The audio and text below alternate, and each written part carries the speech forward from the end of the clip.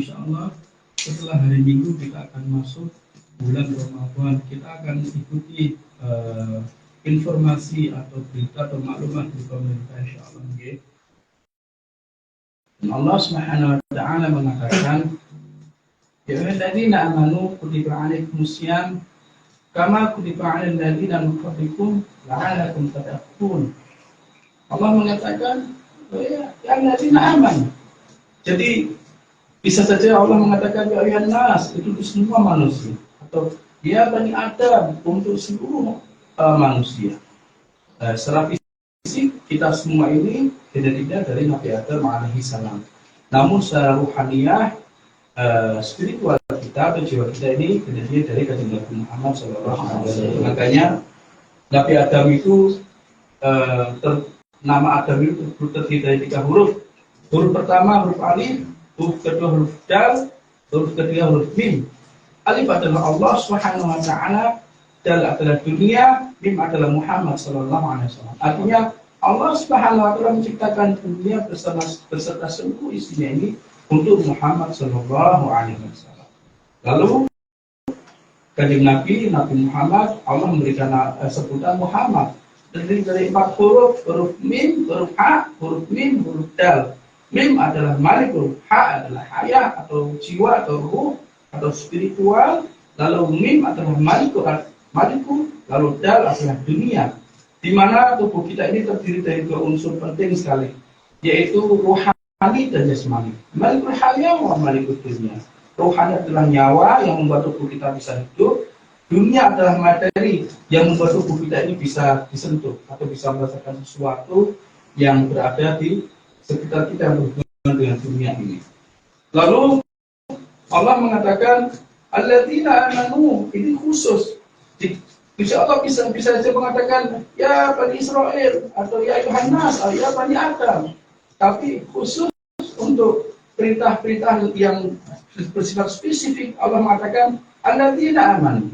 Ya alladzina amanu, kalian ingin aman, kalian percaya, kalian aman, maka kutiba alaikumusiyam, maka berpuasalah kalian sebagaimana diwajibkan seperti orang-orang sebelum kamu, semoga kamu bertakwa. Puasa memiliki tiga tingkatan. Tingkatan pertama adalah menahan diri makan dan minum di waktu fajar terbit hingga terbenam matahari. Ini puasa bagi kita semua saat ini, puasa anak-anak yang penting tidak makan, tidak minum dari waktu fajar atau subuh sampai waktu maghrib, begitu.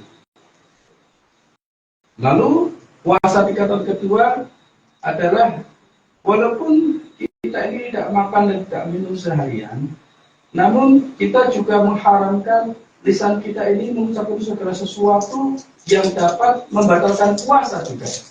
Misalnya kita berpuasa tapi kita ngomongin orang, kita berpuasa tapi kita berdusta, kita berpuasa tapi kita mengolok-olok orang. Ini adalah tingkatan puasa yang kedua.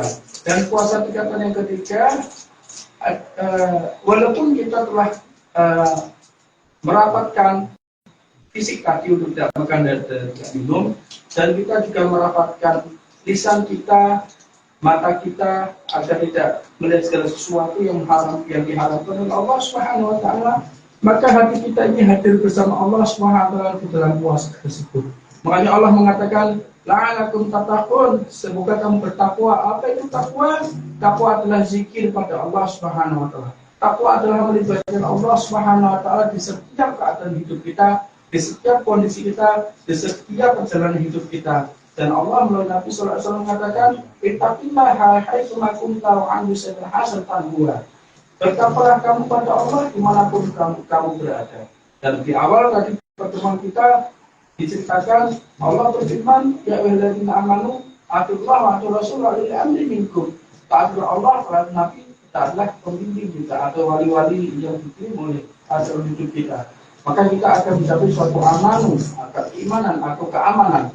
Dan tafsir tadi diceritakan atiullah, hiduplah bersama Allah. Makanya puasa itu Allah mengatakan la'alakum tattaqun. Kenapa demikian? Supaya kamu bertakwa, supaya kamu bersama Allah Subhanahu wa taala. Kenapa demikian? Karena ketika orang itu berpuasa, maka dia mengkondisikan dirinya sebagaimana kondisi Gusti Allah Subhanahu wa taala. Di mana Gusti Allah tidak makan, di mana Gusti Allah tidak minum, di mana Gusti Allah tidak melakukan aktivitas hubungan seksual, di mana Gusti Allah Subhanahu wa taala tidak menyentuh wanita.